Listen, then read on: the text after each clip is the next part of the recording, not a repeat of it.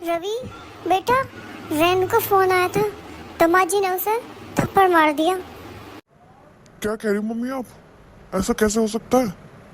हाँ बेटा, रेनू को फोन आया था कि दमाजी ने उसको थप्पड़ मारा और उसकी सास और दमाजी दोनों उसको आधी रात को छोड़ के चले गए और वो घर में अकेली है।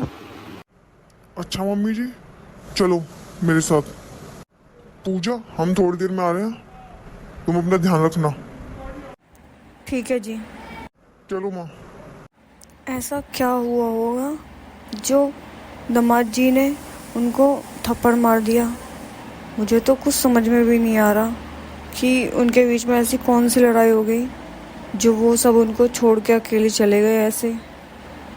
भगवान करे सब कुछ ठीक हो। पूजा,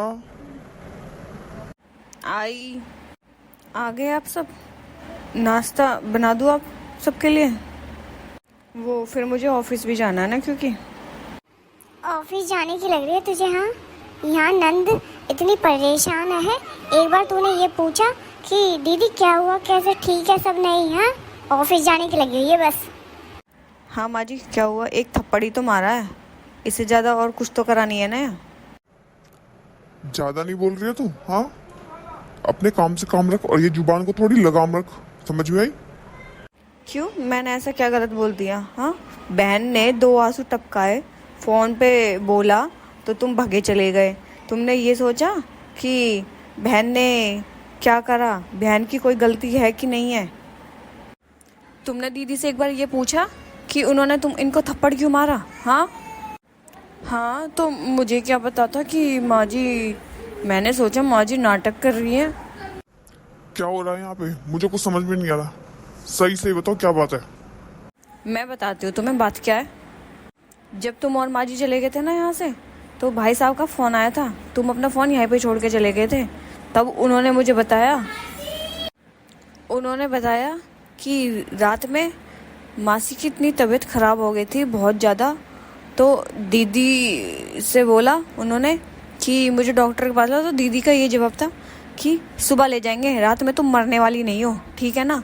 और तुम्हारा ना रोज के बहाने हैं, ये ड्रामे रहते हैं तुम्हारे रोज के रोज। ना तुम जिंदा रहोगे ना तुम मरे रहोगे, ऐसे ऐसे इन्होंने बोला। तो और उनको गुस्सा नहीं आता? हाँ, कोई अपनी माँ के लिए ऐसे सुन लेगा? तब उन्होंने दीदी में एक थप्पड़ मारा था। और इतने में भी जब तुम्हारी बहन को सब्र नहीं हुआ ना, तो वो बोलती है कि ये नहीं मरेंगे इतनी जल्दी। अगर इनको मौत आ जाए ना तो मेरी ज़िंदगी संवर जाए। अब एक बात बताओ, मैं ये मम्मी जी के लिए बोलने लगूँ तो तुम ये चीज़ सहोगे? तुम मुझे एक नहीं 10 थप्पड़ मारोगे। ये हम क्या सुन रहे हैं? हाँ भाई, तूने तो बिल्कुल ही हमारी नाक कटवा दी। कपिल, इसको अभी के अभी इसके घर छोड़ के आओ। ये यहाँ बिल्कुल भी नहीं आएगी। अगर तूने दोबारा यही चीज़ करी ना, तो आज के बाद इस घर के दरवाजे तेरे लिए बिल्कुल बंद है। अगर हम बड़े बूढ़ों की इज्जत करेंगे और बड़े बूढ़ों को हम संभाल के रखेंगे तो बड़े बूढ़े हमारे बहुत काम आते हैं। पर आज के टाइम में हम बड़े बूढ़ों की इज्जत तो बहुत दूर की बात है, उनका ख्याल हम रखते ही नहीं हैं। पता नहीं क्यों हमें लगता है कि बड़े बूढ़े हमारे लिए आजकल बोझ हो गए हैं।